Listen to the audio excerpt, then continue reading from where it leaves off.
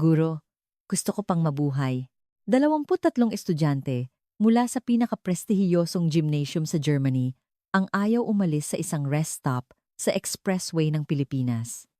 Signang, Sophie Muller, isang guro na may 28 taon ng karanasan sa pagtuturo, ay natigilan sa kanyang pamumuno sa mga field trip sa 12 bansa sa Europa.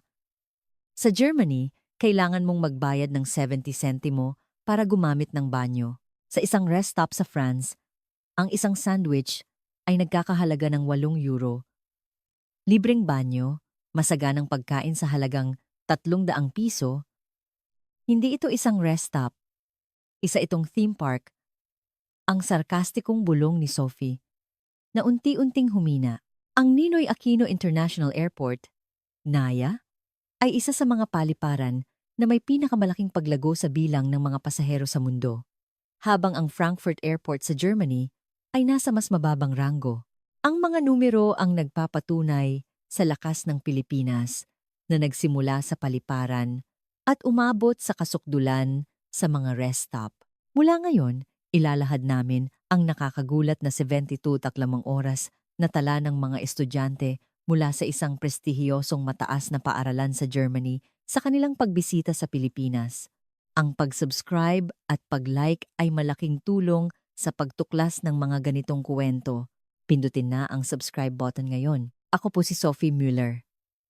28 taon na akong nagtuturo ng kasaysayan sa Heidelberg Gymnasium sa Germany. Ang aming paaralan ay isa sa mga nangungunang mataas na paaralan sa Germany kung saan 95% ng aming mga nagtapos ay pumapasok sa mga kilalang universidad. Sa nakalipas na 15 taon, ako ang naging tagapamahala ng International Field Trip Program ng paaralan na dinadala ang mga estudyante sa iba't ibang bansa sa Europa. Noong taglagas ng 2024, sa unang pagkakataon, iminungkahi ng school board ang isang field trip sa Asia. Ang destinasyon, Pilipinas. Sa totoo lang, nag-aalangan ako, isang bansa na kilala sa magagandang dalampasigan at masayahing mga tao. Ngunit may pagdududa ako kung maihahambing ba ang kanilang infrastruktura o sistema ng edukasyon sa Germany. Ngunit dahil sa masigasig na hiling ng mga estudyante at pagsang-ayon ng mga magulang, natuloy ang programa. Sumakay ako sa eroplano patungong Pilipinas kasama ang 23 na 17 daong gulang na mga estudyante. Dumating kami sa Ninoy Aquino International Airport, NAIA, bandang 4:30 ng hapon. Habang bumababa kami sa eroplano, sinabi ko sa mga estudyante, "Okay, class. Ang immigration at baggage claim ay aabutin ng hindi bababa sa 1 oras at kalahati. Isipin niyo na lang ang Frankfurt Airport, maging matiyaga, ngunit ang aking inaasahan ay ganap na nagkamali. Ang mga automated e-gate para sa immigration ay nangailangan lamang ng 12 segundo bawat isa para iskan ang pasaporte at kilalanin ang mukha. Ang buong proseso para sa 23 na estudyante ay natapos sa loob lamang ng 12 minuto. Mas nakakamangha ang pagkuha ng aming mga bagahe. Sa electronic screen sa itaas ng baggage carousel, ipinapakita ang real-time status ng pagdating ng mga bagahe at nakuha namin ang lahat ng aming gamit sa loob ng 8 minuto. Guro, sigurado po ba kayong international airport ito? Tanong ni Max, isa sa mga estudyante. Sa Frankfurt, inabot tayo ng 40 minuto para lang makuha ang mga bagahe natin noon. Nagulat din ako, ngunit ayaw kong aminin. Siguro dahil off-peak season lang. Mabilis talaga ang mga airport sa Asia kapag konti ang tao. Ngunit nang pumasok kami sa loob ng airport, nawalan ng saysay ang aking palusot. Puno ng tao ang duty-free area. Sa kabila nito, ang lahat ay maayos at organisado. Sa isang cultural exhibit, maaari mong subukan ang pagsusuot ng barong Tagalog at Filipiniana. May mga libreng charging station at Wi-Fi sa mga pahingahan na nakakalat sa buong paligid. Mayroon pang ang 24 oras na spa at sinehan. Guro, tingnan ninyo ang banyo rito! Sigaw ni Hana, isang babaeng estudyante. Sa entrance ng banyo, may isang electronic screen na nagpapakita kung aling mga cubicle ang bakante. Pambabae. Limpim cubicles. 7 okupado. 8 bakante. Panlalaki. 20 cubicles, 3 okupado, 7 bakante. Isang sistema na hindi ko pa nakita sa Germany. Pagpapakitang gilas lang yan sa teknolohiya. Hindi naman praktikal, depensa ko pa rin. Ngunit ang mga mata ng mga estudyante ay nagbago na. Ginalugad nila ang bawat sulok ng paliparan, kumukuha ng litrato at bumubulalas ng paghanga sa wikang Aleman. Ang tanging gusto ko na lang ay makarating sa hotel at tapusin ang nakakailang na sitwasyong ito. 1 oras ang biyahe mula sa airport patungo sa aming hotel sa Makati. Iminungkahi ng aming local tour guide na maghapunan muna kami sa isang rest stop. Hindi man kasing ganda ng mga rest stop sa autobahn ng Germany, pero sapat na para makakain ang mga estudyante, naisip ko, kaya't tumango ako. Ngunit hindi ko alam na malapit ko nang maranasan ang isa sa pinakamalaking pagkabigla sa aking buhay. Mga 3 minuto matapos naming pumasok sa South Luzon Expressway, SLEX, inanunsyo ng driver na malapit na kami sa rest stop. Malapit na po tayo sa SLEX Megastation. Hihinto po tayo ng mga 30 minuto, pagod na ang mga estudyante.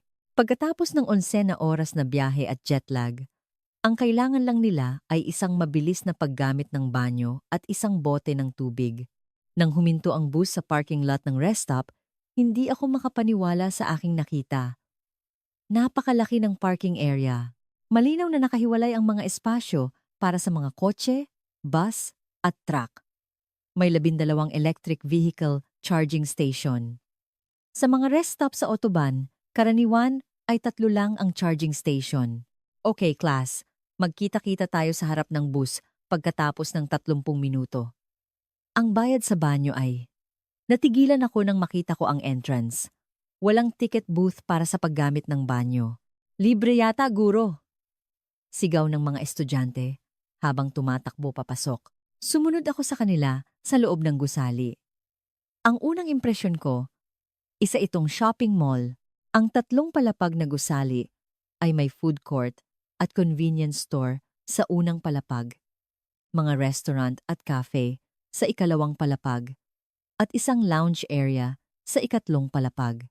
Mataas at maliwanag ang kisame at maraming upuan at mesa kung saan pwedeng magpahinga. Ang mga rest stop sa Germany ay karaniwang mga madidilim na gusaling iisa lang ang palapag at may kaunting upuan. Pumunta ako sa banyo.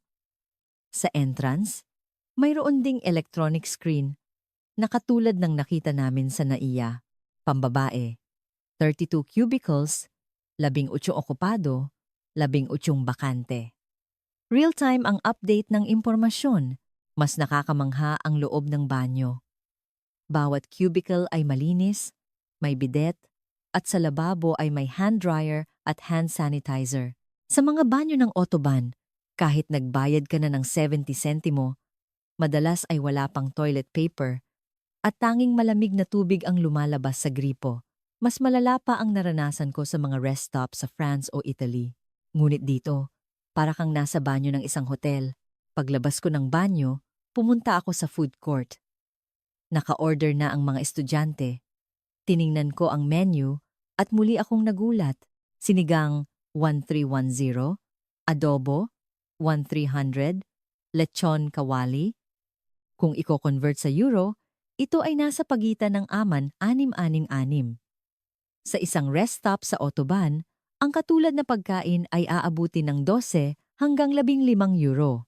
Guro, ang sarap po nito, sabi ng mga estudyante habang kumakain ng adobo at nag-thumbs up. Umorder din ako ng sinigang. Sagana ang serving at mas masarap kaysa sa inaasahan ko. May kasama pa itong kanin at libre ang tubig at extra sabaw. Sa Germany, ang isang bote ng tubig ay 250 euro. Pagkatapos kumain, Umakyat kami sa ikalawang palapag. May mga cafe at bakery. At sa isang tabi ay may convenience store at souvenir shop. Nagulat muli ang mga estudyante sa presyo ng mga bilihin sa convenience store. Guro, hindi po sila nananamantala rito tulad sa mga airport o train station. Pareho lang ang presyo sa mga regular na tindahan. Sa lounge area sa ikatlong palapag, may 10 massage chair na libreng gamitin. May malaking TV sa pader. At sa isang tabi ay may charging station para sa mga cellphone. Bawat saksakan ay may iba't ibang uri ng plug para sa iba't ibang bansa. At mayroon ding mga wireless charging pad. At ang libreng Wi-Fi ay napakabilis. 5G speed? Guro, oras na po para umalis, sabi ng tour guide habang tinatapik ang balikat ko. Tiningnan ko ang aking relo. Hindi 30 minuto, kundi 45 minuto na ang nakalipas. Ang ilan ay nakaupo pa rin sa massage chairs, ang iba ay namimili sa convenience store, at ang iba naman ay nasa lounge area, sa ikatlong palapag, nakikipag-video call gamit ang Wi-Fi. Class, kailangan na nating umalis. Naghihintay na ang hotel. Nang himukin ko sila, malungkot silang naglakad pabalik sa bus. Habang pasakay, isang estudyante ang nagsabi, "Guro, rest stop po ba talaga ito? Mas maganda pa po sa isang shopping mall sa Germany." Wala akong masabi. Sa isip ko, nag-flashback ang lahat ng rest stop na nakita ko sa loob ng 15 taon ng paglalakbay sa Europa. Wala ni isa sa mga iyon ang maikukumpara sa aking nakita. Sa loob ng bus, hindi maitago ng mga estudyante ang kanilang kasabikan. Guro, pwede po ba tayong dumaan ulit sa isang rest stop sa itinerary natin bukas? Pinadala ko po ang litrato ng lechon kawali sa mga kaibigan ko sa Germany, hindi sila makapaniwala. Bakit po walang real-time vacancy display system sa Germany? Tumingin ako sa labas ng bintana at napaisip. Sa loob ng 28 taon ng aking pagtuturo, palagi kong ipinagmamalaki ang kahusayan ng Europa, ang autobahn ng Germany, ang TGV high-speed train ng France, ang pagiging on-time ng Switzerland, ang mga bike lane ng Netherlands. Naniniwala akong lahat ng ito ay patunay na ang Europa ang nangunguna sa infrastruktura sa mundo. Ngunit ang rest stop na nakita ko sa Pilipinas ay yumanig sa aking paniniwala. Naalala ko ang mga rest stop sa autobahn. Sa loob ng 15 taon, naranasan ko na ang iba't ibang rest stop hindi lang sa Germany kundi pati na rin sa France, Italy, Spain at Austria. Karamihan sa mga banyo ay may bayad, mula 50 sentimo hanggang 1 euro. May sistema kung saan bibigyan ka ng 50 bena sentimong discount coupon pagkatapos magbayad. Ngunit magagamit mo lang ito sa mga tindahan sa loob ng rest stop. At madalas ay hindi kasama ang pagkain. Mas malaking problema ang presyo ng pagkain. Isang sandwich ay 7 hanggang 9 euro. Ang isang mainit na pagkain ay 12 hanggang 11 euro. Ang isang maliit na bote ng soft drinks ay 3 euro. Sa tuwing naglalakbay kami kasama ang mga estudyante, pinapayuhan ko silang magbaon na lang kaysa kumain sa rest stop dahil sa sobrang mahal. Ang mga pasilidad ay kulang-kulang din. Karamihan sa mga rest stop ay madidilim na gusaling iisa lang ang palapag at may ilang luma at sira-sirang upuan. Masikip ang parking lot at madalas magkaroon ng aksidente dahil magkakahalo ang mga truck at kotse. Ang Wi-Fi ay may bayad o kaya'y wala talaga at kulang ang charging facilities. Kamakailan lang nagsimulang magkaroon ng EV charging stations. Ngunit napakakaunti kaya mahaba ang pila. Ngunit ang rest stop sa Pilipinas ay iba. Libreng banyo na may real-time vacancy display, kalinisan na parang sa hotel, pagkaing may makatwirang presyo, masagana at iba't ibang menu. Libreng Wi-Fi, libreng charging, massage chairs, maluwag na parking at maraming EV charging station. Lahat ng ito ay nasa iisang lugar. At ito ay nasa gitna ng isang expressway. Kinuha ko ang aking laptop mula sa aking bag. Kailangan kong magsumite ng ulat sa school board pagbalik namin sa Germany, kaya't kailangan kong itala ng eksakto ang aking nakita. Ngunit pagbukas ko ng laptop, nagsimula akong mag-research sa internet. Gusto kong malaman ang higit patungkol sa mga rest stop sa Pilipinas. Nakakagulat ang mga resulta ng aking paghahanap. Mayroong higit sa 100 na rest stop sa mga expressway na pinamamahalaan ng iba't ibang korporasyon sa buong bansa. Bawat rest stop ay matatagpuan sa loob ng 25,050 kilometrong pagitan, lahat ng banyo ay libre, at karamihan ay may convenience store, restaurant, at cafe. Ang ilang malalaking rest stop ay mayroon pang mga observation deck, cultural performance venues, at maging mga dog park. Ang mas nakakagulat ay ang kanilang patakaran sa presyo. Ang Toll Regulatory Board ng Pilipinas ay nagtatakda na ang presyo ng pagkain sa mga rest stop ay dapat nakapareho o bahagyang mas mataas lamang kaysa sa mga restaurant sa mga lungsod. Ito ay isang hakbang para maiwasan ang sobrang pagpepresyo. Sa Germany, kabaligtaran. Ang pagkain sa rest stop ay 30% hanggang 50% na mas mahal kaysa sa lungsod, pagsasamantala ito sa kanilang monopolyo. At naghanap din ako ng datos tungkol sa NAIA. Noong 2024, ang NAIA ay kinilala bilang isa sa mga most improved airports sa buong mundo. Ayon sa Skytrax, noong 2024 World Airport Awards, ang NAIA ay tumalon sa ika-50 pwesto, isang malaking pag-angat mula sa mga nakaraang taon. Ang Frankfurt Airport ay nasa mas mababang ranggo sa kategoryang customer satisfaction.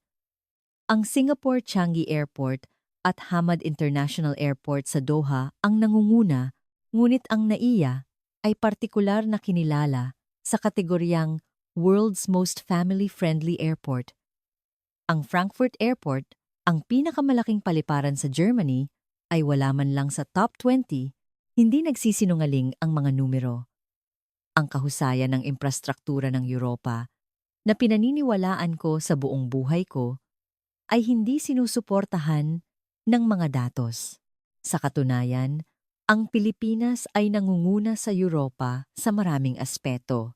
Isinara ko ang aking laptop at tumingin sa labas. Malinis ang expressway, maliwanag ang mga ilaw, at malinaw ang mga linya. At bawat 25 kilometro, may mga karatula para sa susunod na rest stop. Gabi na ng 9, nang makarating kami sa hotel. Pagod ang mga estudyante, ngunit puno ng kasabikan.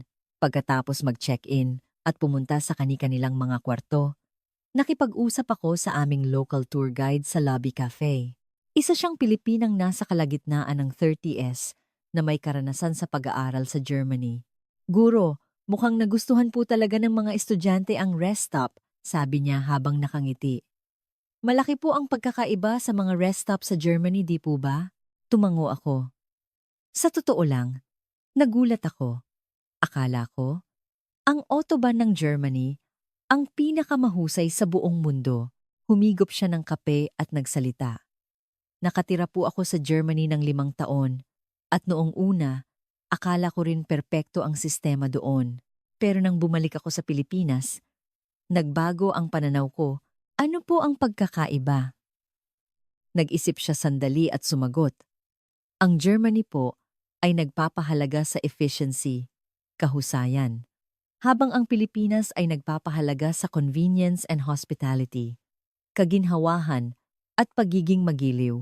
Halimbawa, ang autobahn ay mabilis at maayos, ngunit ang mga rest stop ay nagbibigay lamang ng pinakamababang antas ng mga pasilidad. Sa kabilang banda, ang mga expressway sa Pilipinas ay mas inuuna ang kaligtasan at kaginhawahan kaysa sa bilis. At ang mga rest stop ay itinuturing na bahagi ng paglalakbay, hindi lang isang simpleng pahingahan. Ang kanyang mga salita ay tumatak sa aking isipan, efficiency at convenience.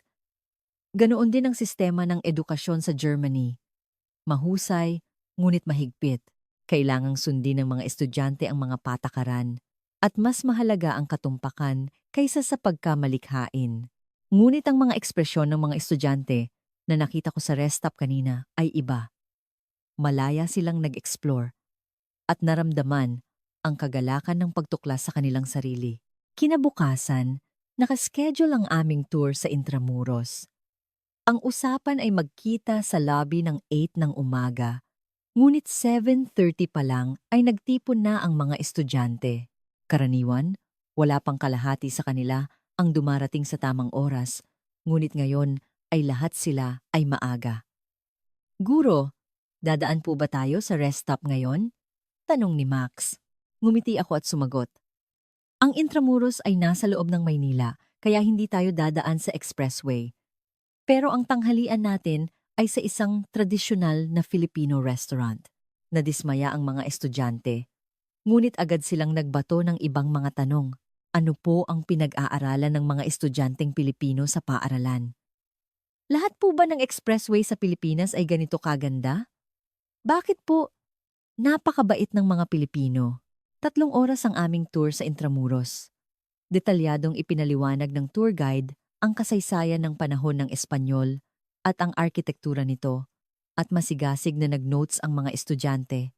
Ngunit ang pinaka-hindi ko malilimutang sandali ay noong aming break time. Muling namangha ang mga estudyante pagkatapos gumamit ng banyo sa loob ng Fort Santiago. Guro, may vacancy display din po ang banyo rito. At may bide at sapat na toilet paper. Sigaw ni Hana. Ginamit ko rin ang banyo. Kahit na ito ay banyo sa isang tourist spot, mas malinis pa ito kaysa sa mga banyo sa mga museo sa Germany. At libre ito. Karamihan sa mga banyo sa tourist spot sa Germany ay may bayad na €1. Ang aming tanghalian ay sa isang restaurant malapit sa Intramuros. Nag-order kami ng set meal na nagkakahalaga ng €600 bawat tao. Ito ay humigit kumulang €10. Nang dumating ang pagkain, muling humanga ang mga estudyante, kasama ng pangunahing ulam na bulalo, may kanin, sabaw, at 8 iba't ibang side dish. Sa Germany, ang katulad na pagkain ay aabuti ng hindi bababa sa €25. Guro, bakit po napakamura ng pagkain sa Pilipinas?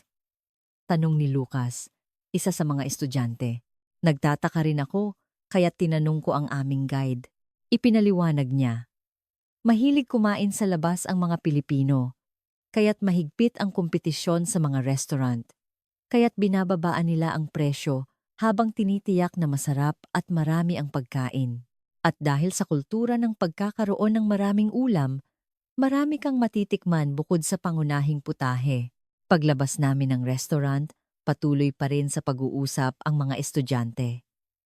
Pagbalik natin sa Germany, marami akong ikukuwento tungkol sa Pilipinas. Pwede ko po bang i-upload sa YouTube ang video ng rest stop sa Pilipinas? Guro, pwede po ba tayong bumalik ulit sa Pilipinas sa susunod na taon? Habang pinapanood ko ang reaksyon ng mga estudyante, napagtanto ko, ang biyaheng ito ay hindi lang isang simpleng cultural immersion. Natutuklasan ng mga estudyante na ang mundong alam nila ay hindi ang kabuuan ng lahat. Ng gabing iyon, sa aking silid sa hotel, tinawagan ko ang aking asawa sa Germany. Mahal, nakaranas ako ng malaking culture shock dito sa Pilipinas. Tumawa ang asawa ko at nagtanong, anong nangyari? Hindi ba masarap ang pagkain? Ikinuwento ko ng detalyado ang mga nangyari sa araw na iyon. Ang naiya, ang rest stop, ang banyo sa Intramuros, ang restaurant. Tahimik na nakinig ang aking asawa at nagsabi, kung ganoon, isang maling akala lang pala ang lahat ng pinaniniwalaan natin.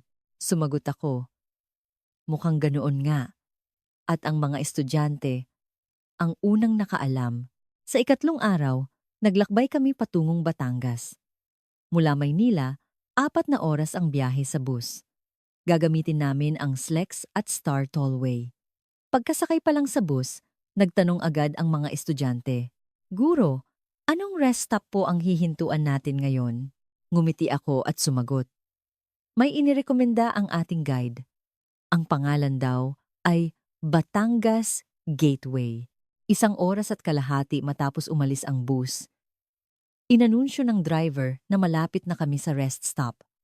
Excited na agad ang mga estudyante. Pagpasok sa parking lot, iba ang pakiramdam kumpara sa unang rest stop. Medyo mas maliit ito, ngunit moderno ang disenyo ng gusali at may maliit na parke sa paligid.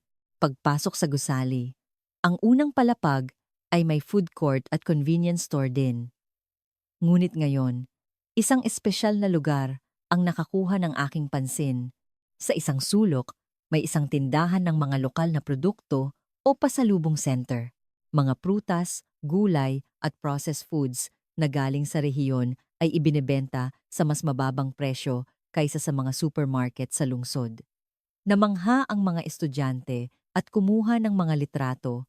Guro, hindi po tayo nakakita ng ganito sa mga rest stop sa autobahn, di ba? Tanong ng isang estudyante. Tumango ako. Karamihan sa mga rest stop sa Germany ay pinapatakbo ng malalaking chain stores at bihira ang nagbebenta ng mga lokal na produkto. Ngunit ang mga rest stop sa Pilipinas ay konektado sa lokal na ekonomiya. Pag-akyat namin sa ikalawang palapag, isang mas nakakagulat na tanawin ang sumalubong sa amin. Sa isang tabi, may isang maliit na entablado kung saan may nagtatanghal ng isang lokal na tradisyonal na sayaw. Tinikling, pumalakpak ang mga estudyante habang nanonood, at pagkatapos ng palabas, hinayaan silang subukang hawakan ang mga kawayan. Kailanman ay hindi pa ako nakakita ng cultural performance sa isang rest stop sa Germany. Sa tabi ng entablado, may isang children's play area, isang espasyo para sa mga batang 5 hanggang 10 taong gulang na may mga slide at ball pit. Maaaring iwan ng mga magulang ang kanilang mga anak dito para makakain sila ng mapayapa. Walang ganitong pasilidad sa mga rest stop sa Germany. Kapag maingay ang mga bata, tinitingnan sila ng masama ng ibang customer at kailangang magmadali ng mga magulang na matapos kumain. Sa ikatlong palapag, may lounge area at mga shower room. Ito ay para sa mga truck driver, ngunit maaari ring gamitin ng mga ordinaryong pasahero sa maliit na halaga. Ang bayad ay €50, halos €1. Sa Germany, ang mga rest stop ay walang shower o kung mayroon man hindi bababa sa €5 ang bayad. Umupo ako sa lounge at pinagmasdan ng mga estudyante. Bawat isa sa kanila ay nag-enjoy sa rest stop sa kani-kanilang paraan.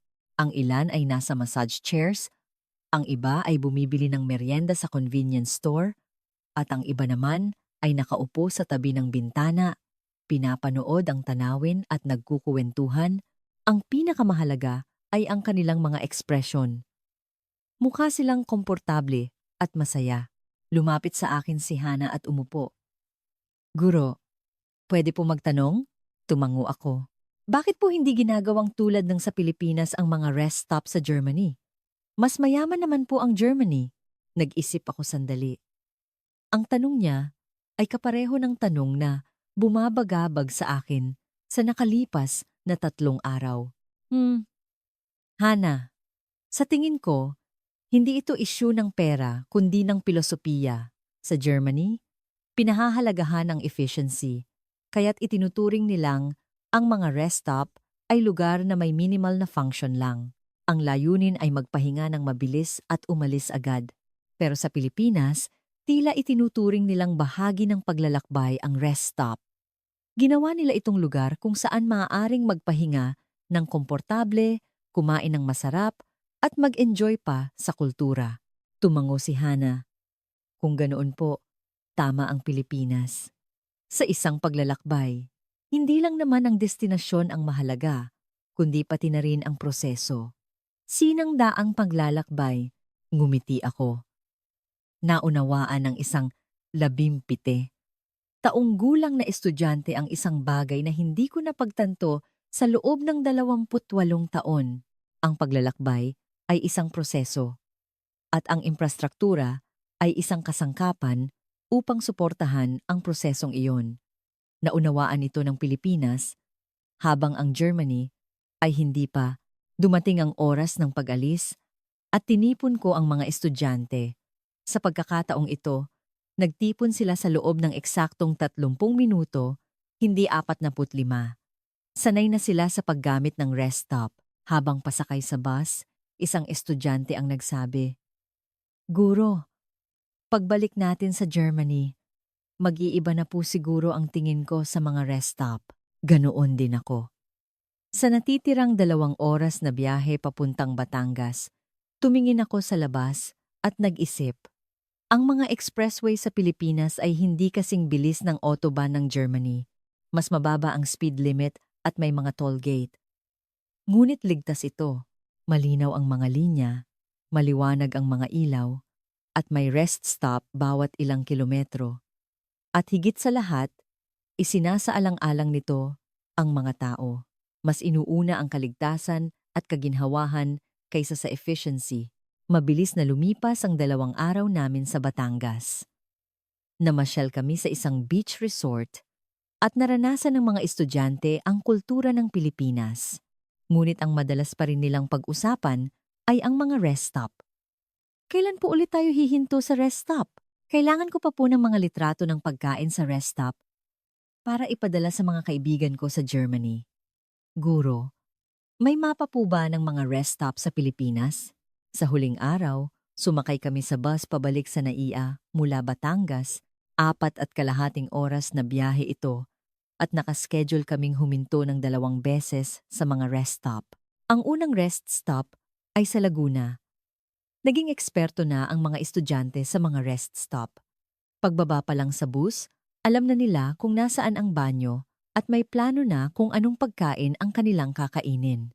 Espesyal ang rest stop na ito. Ang disenyo ng gusali ay inspirasyon ng mga lumang bahay na bato at sa loob ay may maliit na exhibit tungkol sa kasaysayan ng Laguna. Nililibot ng mga estudyante ang exhibit at bumili ng mga lokal na produkto tulad ng buko pie sa souvenir shop. Bumili rin ako ng isa. Ang presyo ay Elvin 250, humigit kumulang €4 at napakasarap. Habang kumakain ng tanghalian sa food court, tinanong ko ang mga estudyante, "Class, ano ang pinaka-hindi ninyo malilimutan sa biyahe natin sa Pilipinas?" Gaya ng inaasahan, karamihan sa kanila ay binanggit ang mga rest stop. Yung mga rest stop po, wala po kasing ganoon sa Germany. Dahil po mura at masarap ang pagkain. Dahil po malinis at libre ang banyo. Dahil po mabilis at libre ang wifi. Ngunit iba ang sagot ni Max. Para po sa akin, guro, ang paraan ng pagtrato ng mga Pilipino sa kanilang infrastruktura. Sa Germany, itinuturing nating given o karapatan lang natin ang infrastruktura. Nagbabayad tayo ng buwis, kaya gobyerno ang gumagawa nito. Pero iba po sa Pilipinas. Tila itinuturing nilang kasangkapan ang infrastruktura para mapasaya ang mga tao. Ang rest stop ay hindi lang lugar para magpahinga, kundi isang lugar para mas maging masaya ang paglalakbay. Sumang-ayon ako ng lubos sa sinabi ni Max. Sa Germany, ang infrastruktura ay tungkol sa function, ang mahusay na paglipat mula sa punto A patungo sa punto B. Ngunit sa Pilipinas, ang infrastruktura ay isang karanasan, ang paggawa ng proseso ng paglalakbay mismo na makabuluhan. Ang pagkakaibang ito ay malinaw na nakita sa mga rest stop. Ang pangalawang rest stop ay ang Slex Mega Station, kung saan kami unang huminto. Mas malaki pa ito sa aming unang karanasan. Sanay na ang mga estudyante at ginugol ang kanilang oras sa paggawa ng gusto nila. Ang ilan ay bumili ng mga pasalubong para sa Germany. Ang ilan ay nag-enjoy sa kanilang huling pagkakataon sa massage chairs. At ang ilan ay kumain ulit ng kanilang paboritong pagkaing Pilipino. Pagkatapos ng 30 minuto, oras na para umalis. Nililibot ko ang rest stop para tipunin ang mga estudyante. Ngunit ayaw pa nilang umalis. "Guro, 5 minuto pa po. Hindi pa po ako tapos kumuha ng litrato. Tatapusin ko lang po itong kanta." Ngumiti ako at nagsabi, "Class, may flight tayo. Kung mahuli tayo, maiiwan tayo." Doon lang sila dahan-dahang naglakad pabalik sa bus. Ngunit mabigat ang kanilang mga hakbang. Tumingin si Hana sa gusali ng rest stop at nagsabi, "Guro, gusto ko pong bumalik dito." Sumingit si Lucas. "Ako rin po." Mukhang ayoko na sa mga rest stop sa Germany. Tinapik ko ang kanilang mga balikat. Pagbalik natin sa Germany, tayo ang dapat gumawa ng pagbabago. Kahit hindi natin magaya ang Pilipinas, maaari tayong gumawa ng maliliit na pagpapabuti. Bago sumakay sa bus, isang estudyante ang kumuha ng litrato sa entrance ng rest stop. "Guro, group picture po tayo." Dito sa harap ng rest stop, pumayag ako. 23 estudyante, ako, at ang aming tour guide, kaming 25, ay nagpakuha ng litrato sa harap ng SLEX Mega Station. Sa litrato, nakangiti ang mga estudyante, ngunit may bahid ng lungkot sa kanilang mga mata. Nang umalis ang bus, pinanood ng mga estudyante ang rest stop sa bintana. Hanggang sa unti-unti itong lumiit at tuluyang nawala sa kanilang paningin. At isang estudyante ang tahimik na nagsabi, "Paalam, rest stop ng Pilipinas. Babalik ako." Nang marinig ko iyon, naluha ako. Sa loob ng 28 taon ng aking pagtuturo, ito ang unang beses na nakita ko ang mga estudyanteng nagpapaalam sa isang rest stop. Sa natitirang 1 oras at kalahating biyahe papuntang Naya, tahimik ang bus. Nakatingin ang mga estudyante sa labas o kaya'y tinitingnan ang mga litratong kinuha nila sa nakalipas na linggo. Kinuha ko rin ang aking cellphone at tiningnan ang mga litrato. Intramuros, ang dagat sa Batangas lahat ay maganda. Ngunit, ang pinakamaraming litrato ay kuha sa mga rest stop, ang mga nakangiting mukha ng mga estudyante, ang pagkain, ang vacancy display sa banyo, ang massage chairs, ang tanawin mula sa observation deck. Ang mga rest stop ang naging sentro ng aming biyahe. Dumating kami sa Naya ng Tohan ng hapon. Ang aming flight ay 6 ng gabi, kaya may 4 na oras kaming libre. Pagkatapos mag-check-in at dumaan sa immigration, pumasok kami sa duty-free area. Ngayon, may pagkakataon kaming tingnan ng mabuti ang mga pasilidad ng airport na hindi namin nagawa noong una dahil sa pagmamadali. Una, pumunta ang mga estudyante sa mga duty-free shop. Bumili sila ng mga regalo para sa kanilang mga pamilya at kaibigan. Sinusundan ko sila para tiyakin ang kanilang kaligtasan. At doon, narinig kong nagsalita sa Aleman ang isang staff.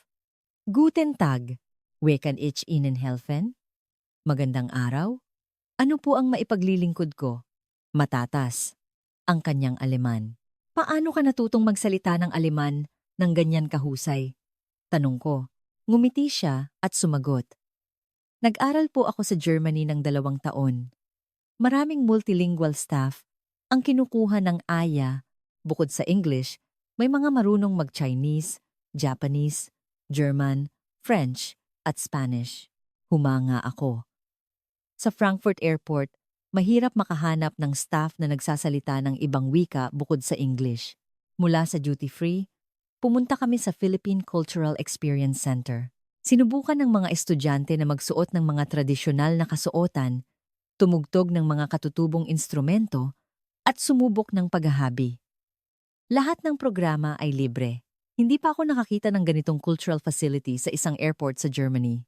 Ang airport ay isang lugar para sa paglalakbay, hindi para sa karanasan sa kultura. Mula sa Experience Center, umakyat kami sa ika-4 na palapag.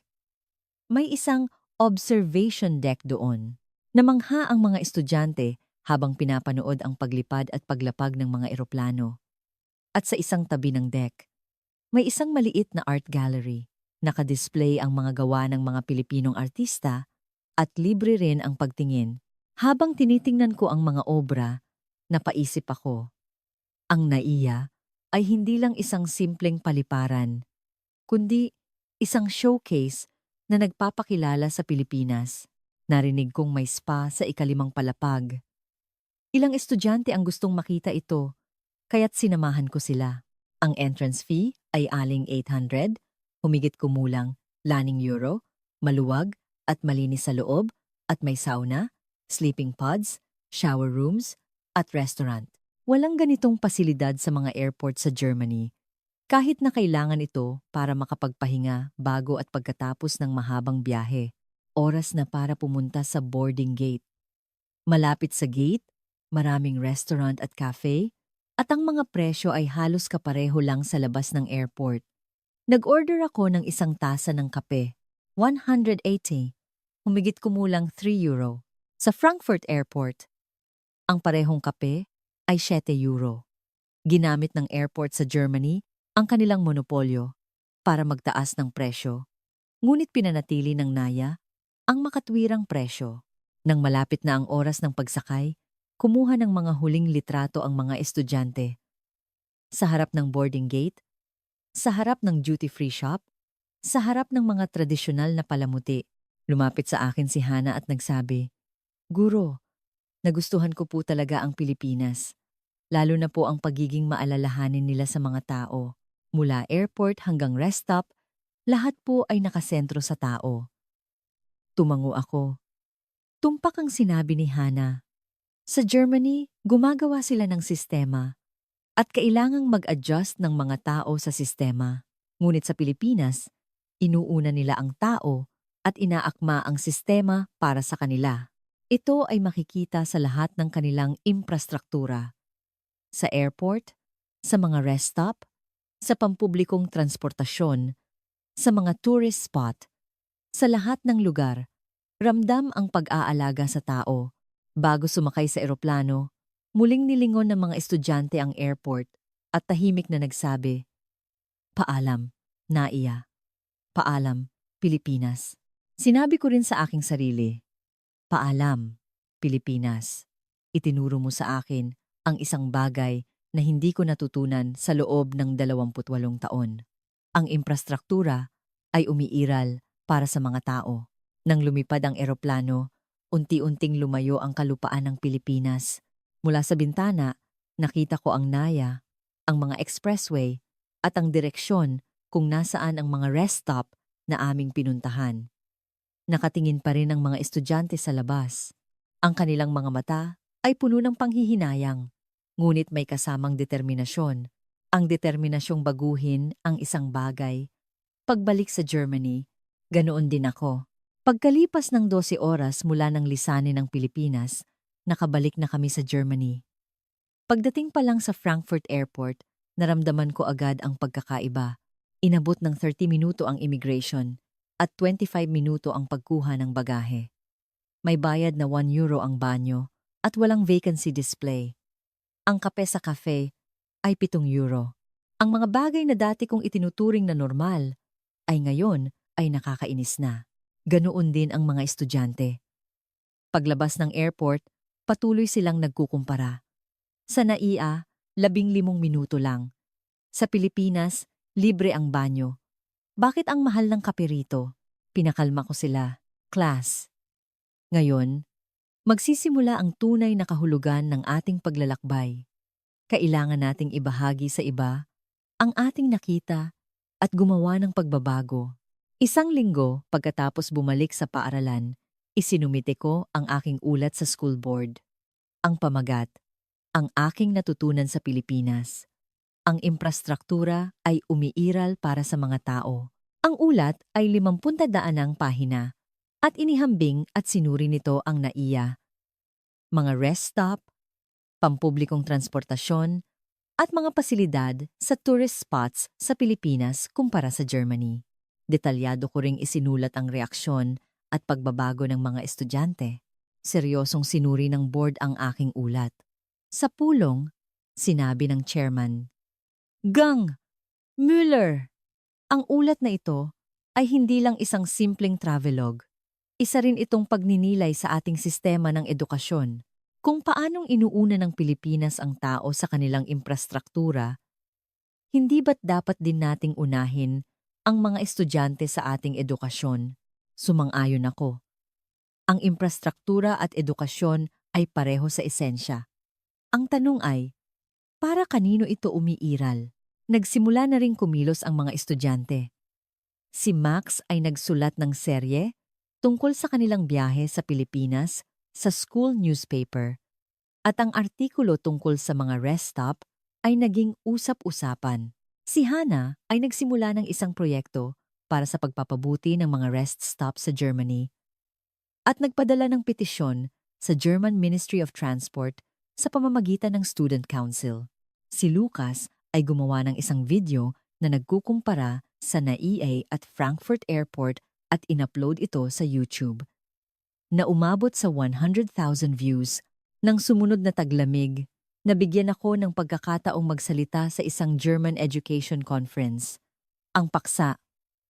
Ginamit ko ang aming karanasan sa Pilipinas bilang case study at ipinaliwanag kung paano binago ng karanasan sa mga rest stop ang pananaw ng mga estudyante. Pagkatapos ng aking presentasyon, maraming guro ang nagtanong, ganoon ba talaga kaganda ang mga rest stop sa Pilipinas? Totoo bang ayaw umalis ng mga estudyante sa rest stop?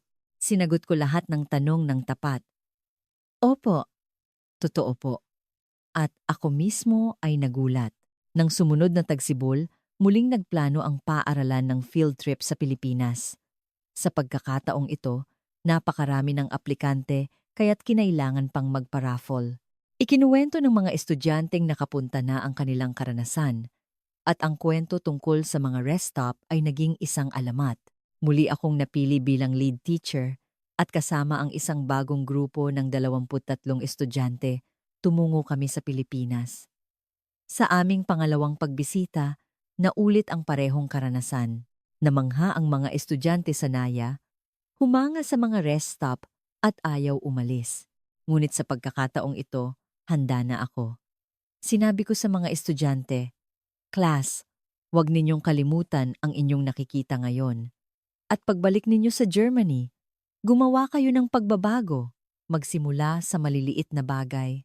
Maaari ninyong imungkahi na maglagay ng vacancy display sa mga banyo ng ating paaralan o hilingin na babaan ang presyo sa cafeteria. Ang mahalaga ay ang pagkilos. 2 taon na ang nakalipas. Naglagay na ng vacancy display system ang aming paaralan sa mga banyo. Binabaan ng cafeteria ang kanilang presyo ng 15% at dinagdagan ang kanilang menu. Nagkaroon ng libreng Wi-Fi at charging station sa student lounge. Maliliit na pagbabago, ngunit isang simula. At ang simula ng lahat ng pagbabagong ito ay ang isang rest stop sa Pilipinas. Minsan, tinatanong ko ang mga estudyante, ano ang pinaka-hindi ninyo malilimutan sa biyahe sa Pilipinas?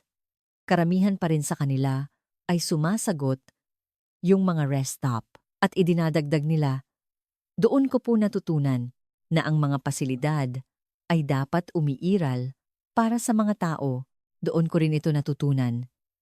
Akala ko, sa loob ng 28 taon ng aking pagtuturo, ako ang nagtuturo sa mga estudyante. Ngunit ang totoo, ako ang natututo sa kanila, ang matutong tingnan ang mundo. Sa pamamagitan ng kanilang mga tapat na mata, ang dahilan kung bakit ayaw umalis ng 23 estudyante mula sa isang prestihiyosong gymnasium sa Germany sa isang expressway rest stop sa Pilipinas ay hindi lang dahil maganda ang mga pasilidad. Ang bayad na 10 sentimo sa banyo sa Germany kumpara sa libreng banyo sa Pilipinas. Ang 8 eurong sandwich kumpara sa 300 pisong masaganang pagkain. Isang madilim na gusali kumpara sa isang maliwanag na 3 palapag na complex. Malinaw ang pagkakaiba kung ikukumpara ang mga numero, ngunit ang tunay na pagkakaiba ay nasa pilosopiya. Ang Germany ay naghahangad ng efficiency. Ang Pilipinas ay nag-iisip para sa mga tao. Ang mga numero ng paglago ng NAIA, ang mga parangal na natanggap nito. Ang mga numerong ito ay patunay kung para kanino dapat umiiral ang infrastruktura. Si Sophie, isang gurong may 28 taong karanasan, ay natuto sa Pilipinas na ang infrastruktura ay para sa tao. At ang isang paglalakbay ay hindi lang tungkol sa destinasyon, kundi pati na rin sa proseso at na ang mga tapat na mata ng mga estudyante, minsan ay mas malapit sa katotohanan kaysa sa karanasan ng isang eksperto. Ang pagbabago ay nagsisimula sa maliit. Ang maliit na aral na natutunan mula sa isang rest stop sa Pilipinas ay unti-unti nang nagbabago sa mga paaralan sa Germany ngayon.